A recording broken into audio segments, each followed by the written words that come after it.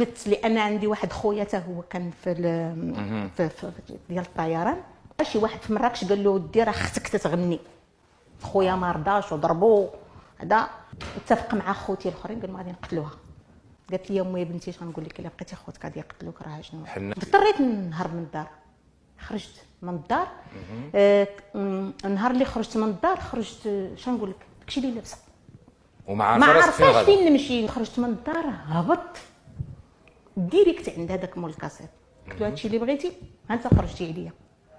الله سبحانه وتعالى صيفط لي واحد السيد في هذاك النهار تصور هو يدخل هذاك السيد قال له الله يخليك انا جيت كنقلب على واحد البنت غنات هنا في الخميسات سميتها نجاة والمعروفين.